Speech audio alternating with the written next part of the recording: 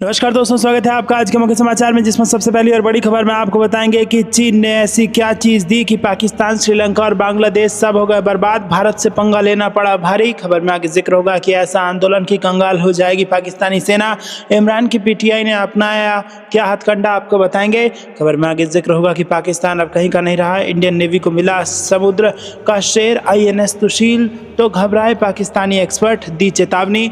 आगे आपको बताएंगे कि यूपी में महाकुंभ की तैयारी तेज, भीड़ प्रबंधन के लिए घुड़सवार पुलिस तैनात करेगी योगी सरकार। और इसी के साथ आगे आपको बताएंगे कि अब ट्रेन एक्सीडेंट पर लगेगा ब्रेक। भारत की 15,000 किलोमीटर रेलवे ट्रैक पर होगा सुरक्षा कवच। दोस्तों, हर एक खबर की गहराई में आपको ले जाएंगे, लेकिन उससे पहले आपसे निवेदन की वीडियो को नहीं किया लाइक तो कृपया करके वीडियो को लाइक कीजिए और चैनल को सब्सक्राइब करके बेल आइकन दबाकर कमेंट में लिखिए जय हिंद। रुक करते हैं सबसे पहली और बड़ी खबर की तरफ। चीन ने ऐसी क्या चीज़ दी कि पाकिस्तान, श्रीलंका, बांग्लादेश सब बर्बाद।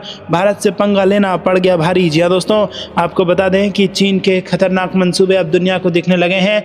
2012 में जब शी जिनपिंग चीन के राष्ट्रपति बने तो उनका लॉन्ग टर्म मकसद चीन को पूरी दुनिया पर राज करने का था। और चीन आदत से साम्राज्यवादी देश है, मगर मौजूदा दौर में किसी की ज़मीन पर कब्जा करने का मतलब है पूरी दुनिया से लोहा लेना। ऐसे में चीन ने आर्थिक साम्राज्यवाद की नीति अपनाई, जिसको दो अहम हिस्से हैं, प्रॉफिट और पावर। अब इसी की बदौलत चीन ने दुनिया के करीब 150 देशों को भारी भारी कर्ज दे रखा है, जिनका ब्याज इतना ज़्यादा होता है कि चीन से लोन लेने वाले देश डूब जाता है। ये समझते हैं कि चीन का ये इरादा क्या है, क्यों चीन दुनिया भर में कर्जे बांट रहा है। चीन से कर्ज लेने वाले भारत के पड़ोसी देश कैसे बर्बाद हो गए हैं। हाल ही में विश्व बैंक की एक रिपोर्ट में पाया गया है कि चीन ने भारत के पड़ोसी देशों को 48.1 बिलियन अमेरिकी डॉलर का ऋण दिया है, जो भारत के पड़ोसी देशों को दी गई रकम से 5 गुना अधिक है। ये विश्व बैंक और अन्य विदेशी संस्थाओं सहित इन देशों पर बकाया कुल 324 अरब डॉलर के कर्ज का 14.8% है। इसकी तुलना में भारत ने उन्हीं देशों को 9 बिलियन डॉलर का ऋण दिया है, जो इन देशों पर बकाया कुल ऋण का 2.8% है। रुक करते हैं अगली ब्रेकिंग न्यूज़ की तरफ। ऐसा आंदोलन की कंगाल हो जाएगी पाकिस्तानी सेना।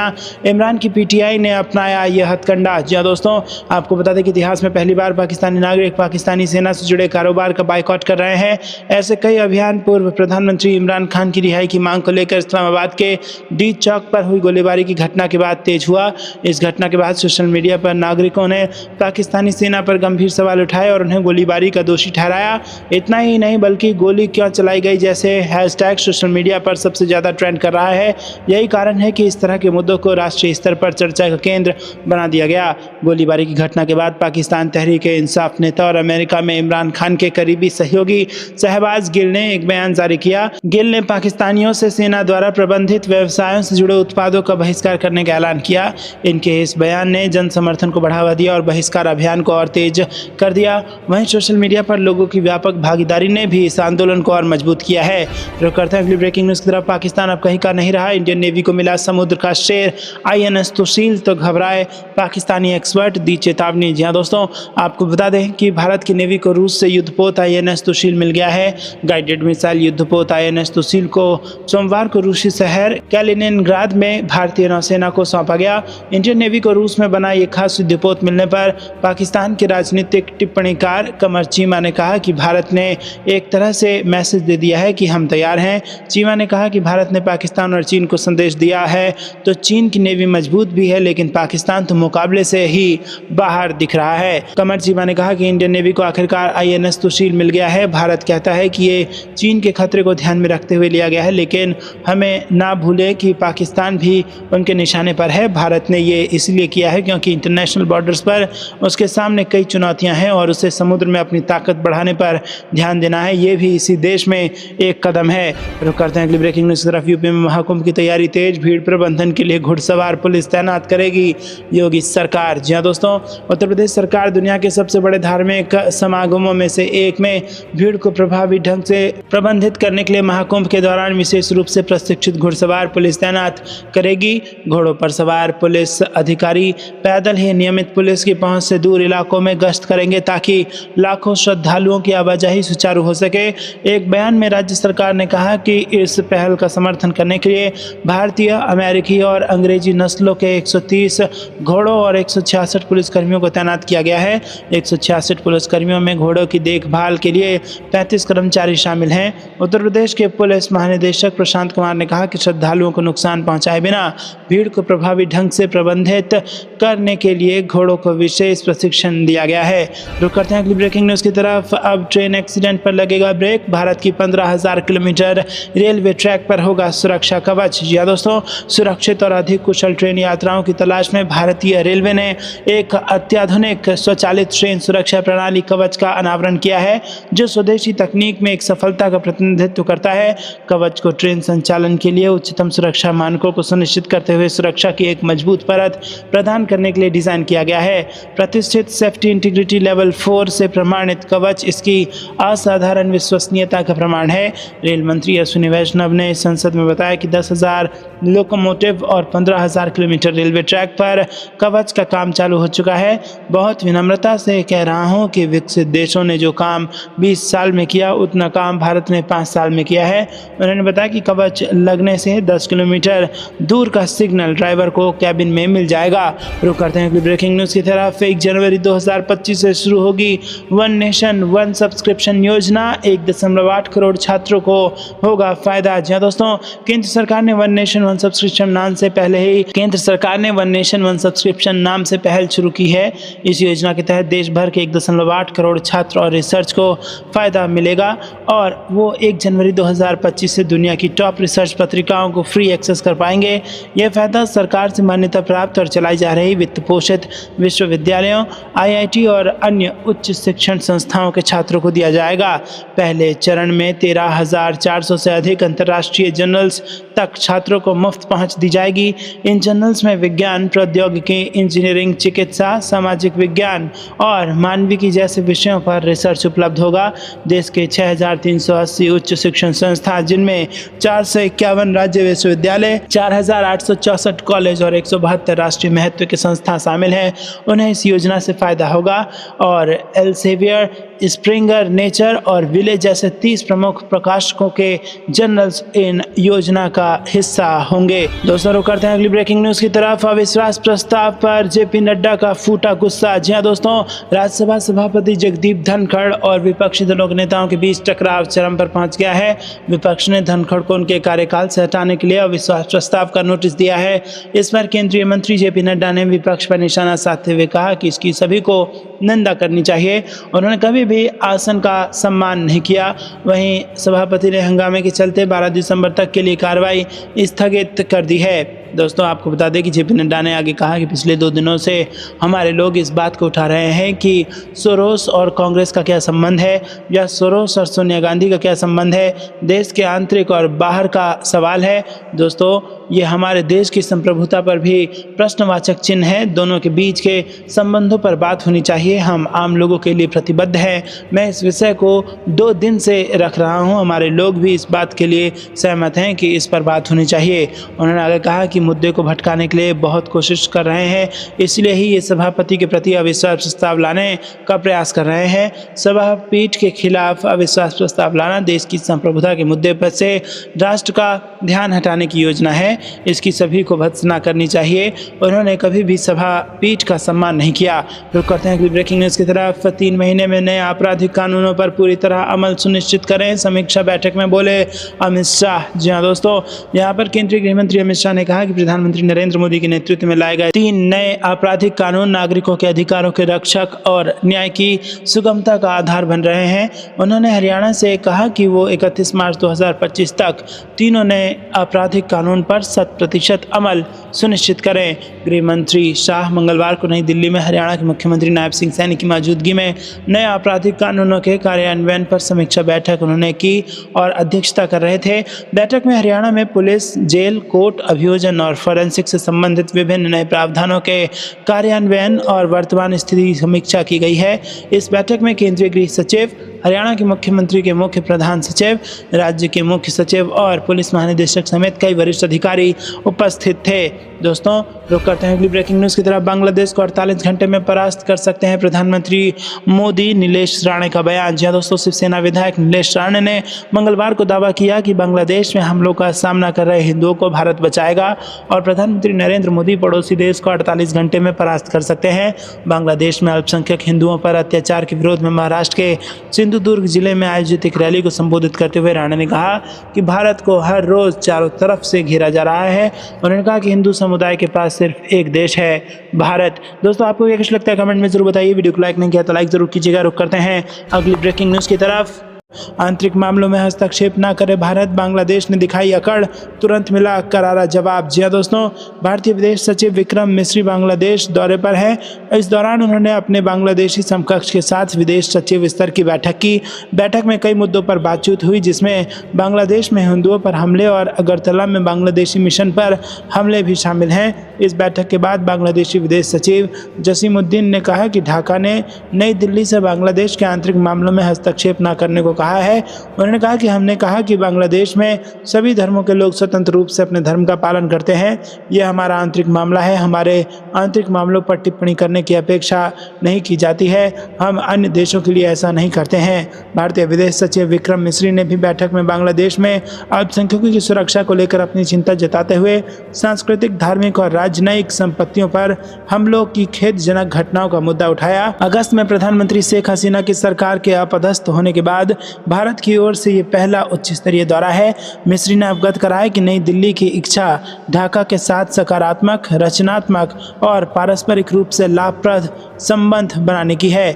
रुक करते हैं अगली ब्रेकिंग न्यूज़ की तरफ। 180 साल पुरानी नूरी जामा मस्जिद पर चला बुलडोजर, एक हिस्सा जमींदोज अतिक्रमण पर योगी सरकार का एक्शन। जी हाँ दोस्तों, यूपी की योगी सरकार ने अवैध निर्माण पर एक्शन लिया है। सड़क चौड़ीकरण के कारण अतिक्रमण के दायरे में आ रही ललौली स्थित 180 साल पुरानी नूरी जामा मस्जिद पर मंगलवार सुबह प्रशासन बुलडोजर चला गया। भारी पुलिस बल की तैनाती के बीच अतिक्रमण के दायरे में आने वाले हिस्से को जमींदोज किया जा रहा है। एसएसपी, एडीएम, आरएएफ, पीएसी समेत कई थानों का फोर्स मौके पर मौजूद है। बता दें कि बीते 24 सितंबर को पीडब्ल्यूडी ने सड़क चौड़ीकरण को लेकर अतिक्रमण अभियान चलाया था। उस दौरान मस्जिद कमेटी से जुड़े लोगों ने स्वयं से अतिक्रमण हटाने के लिए 1 महीने का समय मांगा था, लेकिन तय समय सीमा बीत जाने के बाद भी अतिक्रमण नहीं हटाया गया। इस बीच मस्जिद कमेटी का पक्ष हाईकोर्ट पहुंचा था। हाईकोर्ट ने 13 दिसंबर को सुनवाई की डेट तय की थी, लेकिन इसके पहले ही प्रशासन ने मस्जिद के अतिक्रमण वाले हिस्से को जमींदोज करने की कार्रवाई शुरू कर दी है। रुक करते हैं अगली ब्रेकिंग न्यूज़ की तरफ। शहबाज सरकार के काले कानून से सुलगा पीओके, प्रदर्शनकारी ने मारा डीएसपी को चाटा, सड़कों पर मचा गदर। जी हाँ दोस्तों, पीओके में पाकिस्तान परस्त जो सरकार चल रही है उसके खिलाफ लोग सड़कों पर उतरे हुए हैं, क्योंकि पीओके की सरकार एक ऐसा तानाशाही कानून लेकर आई है जो सीधे तौर पर पीओके के लोगों की आज़ादी को छीनता है। इसी को लेकर धरना प्रदर्शन आगजनी जारी है, मगर प्रदर्शनकारियों ने शहबाज की पुलिस को ही सरेआम धूं दिया। पीओके एक बार फिर सुलग रहा है। पीओके में पाकिस्तान से चलने वाली सरकार, उसके नाजायज़ फरमान पर पीओके के लोगों का गुस्सा भड़का हुआ है और शायद यही वजह है कि पाकिस्तानी पुलिस के लाख जुल्मों सितम के बाद भी पीओके के लोग सड़कों पर उतरे हुए हैं। पीओके में चल रही पाकिस्तान की कठपुतली सरकार के खिलाफ आगजनी और बवाल कर रहे हैं। रुक करते हैं अगली ब्रेकिंग न्यूज़ की तरफ। मौजूदा संसद सत्र में ही मोदी सरकार ला सकती है एक देश एक चुनाव बिल पर राह में है बड़ा रोड़ा। जी हाँ दोस्तों, केंद्र की नरेंद्र मोदी सरकार मौजूदा संसद सत्र में ही एक देश एक चुनाव बिल पेश कर सकती है। सरकारी सूत्रों के हवाले से ये कहा गया है कि सरकार शीतकालीन सत्र में इस विधेयक को पेश करने की तैयारी में है। बता दें कि केंद्रीय कैबिनेट ने पहले ही एक देश एक चुनाव पर पूर्व राष्ट्रपति रामनाथ कोविंद समिति की रिपोर्ट को मंजूरी दे रखी है। सूत्रों के मुताबिक सरकार इस बिल पर आम सहमति बनाना चाहती है और विस्तृत चर्चा के लिए इसे संयुक्त संसदीय समिति के पास भेजना चाहती है। सरकार से जुड़े सूत्र कह रहे हैं कि सरकार चाहती है कि रामनाथ कोविंद की अगुवाई वाले एक्सपर्ट कमेटी की 18,636 पन्नों की रिपोर्ट पर विस्तृत चर्चा हो। खबर है कि सरकार ने केंद्रीय मंत्री राजनाथ सिंह, किरण रिजिजू और अर्जुन राम मेघवाल को विपक्षी नेताओं के साथ बैठकें कर आम राय बनाने को कहा है। सूत्रों ने बताया कि जेपीसी सभी राजनीतिक दलों के प्रतिनिधियों से इस बिल पर विस्तार से चर्चा करेगी और इस प्रक्रिया में अन्य हितधारकों से भी बातचीत करेगी।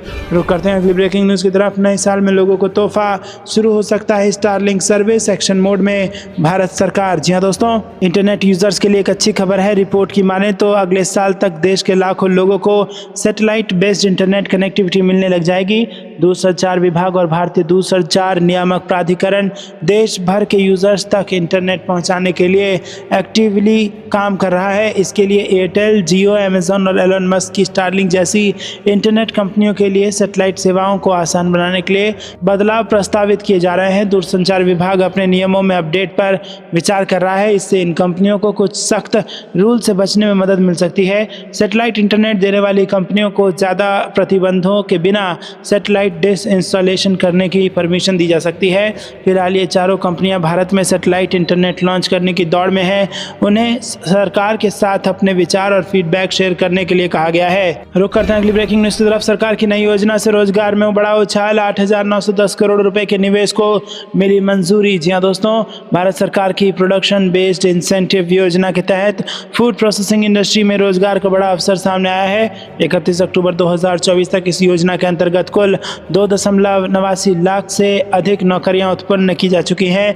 केंद्रीय खाद्य प्रसंस्करण उद्योग मंत्रालय ने बताया कि इस योजना के लिए 8,910 करोड़ रुपए का निवेश किया गया है, जिससे देश के कृषि और खाद्य प्रसंस्करण क्षेत्र में व्यापक बदलाव हो रहे हैं। फूड प्रोसेसिंग इंडस्ट्री के लिए पीएलआई योजना को केंद्रीय मंत्रिमंडल ने 31 मार्च 2021 को 10,900 करोड़ रुपए के बजट के साथ स्वीकृति दी थी। इसे वित्तीय वर्ष 2021-22 से 2026-27 तक लागू किया जा रहा है। योजना के तहत स्थानीय स्तर पर उगाए गए कृषि उत्पादों के उपयोग को प्राथमिकता दी गई है, जिससे किसानों की आय में बढ़ोतरी हुई है और ग्रामीण क्षेत्रों में आर्थिक गतिविधियों को प्रोत्साहन मिला है। अब तक 171 एप्लीकेंट को इस योजना के तहत शामिल किया गया है, जिनमें से 73 लाभार्थी वर्तमान में सक्रिय हैं। ये योजना न केवल बड़े उद्योग बल्कि छोटे और मझोले उद्यमों के लिए भी अत्यधिक लाभदायक साबित हो रही है।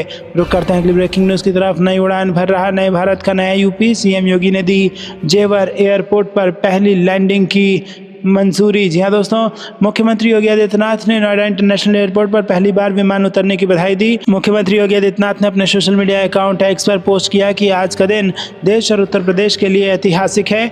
मुख्यमंत्री योगी आदित्यनाथ ने लिखा कि प्रधानमंत्री नरेंद्र मोदी के यशस्वी मार्गदर्शन में विकास के रनवे पर नए भारत का नया उत्तर प्रदेश नई उड़ान भर रहा है। एशिया के सबसे बड़े हवाई अड्डे नोएडा इंटरनेशनल एयरपोर्ट जेवर पर प्रथम वैलिडेशन फ्लाइट की सफल लैंडिंग पर प्रदेश का हर नागरिक गर्वित और हर्षित है। सभी को बधाई। रुक करते हैं अगली ब्रेकिंग न्यूज़ की तरफ। अंदर से ऐसा है शीश महल वीडियो के साथ बीजेपी का दावा, केजरीवाल पर बड़ा हमला। जी हाँ दोस्तों, दिल्ली में चुनाव से ठीक पहले भारतीय जनता पार्टी ने पूर्व मुख्यमंत्री और आम आदमी पार्टी के राष्ट्रीय संयोजक अरविंद केजरीवाल की घेराबंदी तेज कर दी है। भाजपा ने एक वीडियो जारी करते हुए दावा किया है कि ये पूर्व सीएम अरविंद केजरीवाल के उस आवास की है जिसमें वो बतौर मुख्यमंत्री रहते थे। भाजपा इसे शीश महल कहती है। दिल्ली भाजपा ने एक्स पर एक वीडियो शेयर करके कहा कि केजरीवाल का 7 स्टार वाला शीश महल खुद को आम आदमी कहने वाले अरविंद केजरीवाल की अय्याशी के शीश महल की वीडियो सामने आ गई है। देखकर आप दंग रह जाएंगे। खुद को ढोल पीट पीट कर आम आदमी बताने वाले केजरीवाल के आलीशान महल को देखिए। गाड़ी बंगला सुरक्षा ना लूंगा कहने वाले केजरीवाल के इस महल और इस महल में मौजूद शान शौकत को देखिए। वह केजरीवाल आप तो गजब के धूर्त निकले। घर नहीं लूंगा कहा और 7 स्टार रिजॉर्ट बना डाला। आम आदमी के इस महल में सुविधाएं देखिए। रुक करते हैं अगली ब्रेकिंग न्यूज़ की तरफ। शाह करेंगे शुरुआत, पीएम मोदी का आखिर में जवाब। संसद में संविधान पर बहस के लिए सरकार का दिग्गजों को उतारने का प्लान। जी हाँ दोस्तों, आपको बता दें कि बीजेपी संविधान पर चर्चा के लिए पूरी तैयारी कर रही है। इस चर्चा में पीएम मोदी भी लोकसभा में हिस्सा लेंगे और जवाब देंगे। ये बहस 13 से 14 दिसंबर को लोकसभा और 16 से 17 दिसंबर को राज्यसभा में होगी।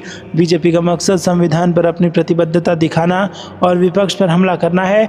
2024 के चुनाव से पहले विपक्ष ने बीजेपी पर संविधान बदलने के आरोप लगाए थे, जिसका बीजेपी अब जवाब देना चाहती है। दोस्तों, संसद के दोनों सदनों में संविधान पर 2 दिनों तक चर्चा होगी। लोकसभा में ये चर्चा 13 और 14 दिसंबर को होगी, जबकि राज्यसभा में 16 और 17 दिसंबर को इस चर्चा में बीजेपी के सभी बड़े नेता हिस्सा लेंगे। पीएम मोदी लोकसभा में इस चर्चा का जवाब देंगे। अमित शाह राज्यसभा में चर्चा शुरू कर सकते हैं। जेपी नड्डा और राजनाथ सिंह भी अपने अपने सदनों में चर्चा में भाग लेंगे। नड्डा राज्यसभा में सदन के नेता हैं, जबकि सिंह लोकसभा में बीजेपी के उपनेता हैं। रुक करते हैं अगली ब्रेकिंग न्यूज़ की तरफ। संजय झा के आवास पर जुटेंगे बिहार एनडीए के नेता। विधानसभा चुनाव 2025 पर होगा मंथन। केंद्रीय गृह मंत्री अमित शाह भी रहेंगे मौजूद। जी हाँ दोस्तों, बिहार विधानसभा चुनाव से पहले एनडीए एक्टिव मोड में है। दिल्ली में जेडीयू के राष्ट्रीय कार्यकारी अध्यक्ष और राज्यसभा सांसद संजय झा के आवास पर बिहार एनडीए के नेता डिनर पर जुटेंगे। केंद्रीय गृह मंत्री अमित शाह भी कार्यक्रम में शामिल होंगे। दोस्तों, आपको क्या कुछ लगता है कमेंट में जरूर बताइए। वीडियो को लाइक नहीं किया तो लाइक जरूर कीजिएगा। रुक करते हैं अगली ब्रेकिंग न्यूज़ की तरफ। ट्रंप ने रूस यूक्रेन जंग को लेकर दिया बड़ा बयान, बोले तत्काल होना चाहिए युद्ध विराम। जी हाँ दोस्तों, अमेरिका के नवनिर्वाचित राष्ट्रपति डोनाल्ड ट्रंप ने यूक्रेन में तत्काल युद्ध विराम का आह्वान किया है। ट्रंप ने फ्रांस की राजधानी पेरिस में फ्रांसीसी और यूक्रेन के नेताओं के साथ बैठक के बाद संघर्ष विराम का प्रस्ताव रखा तथा सोशल मीडिया पोस्ट में दावा किया कि कीव 1000 दिनों से अधिक समय से जारी युद्ध को समाप्त करने के लिए एक समझौता करना चाहेगा। रूसी राष्ट्रपति भवन क्रेमलिन ने कहा कि वो बातचीत के लिए तैयार है, जबकि यूक्रेन के राष्ट्रपति व्लादिमीर ज़ेलेंस्की ने कहा कि किसी भी समझौते से स्थायी शांति का मार्ग प्रशस्त होना चाहिए।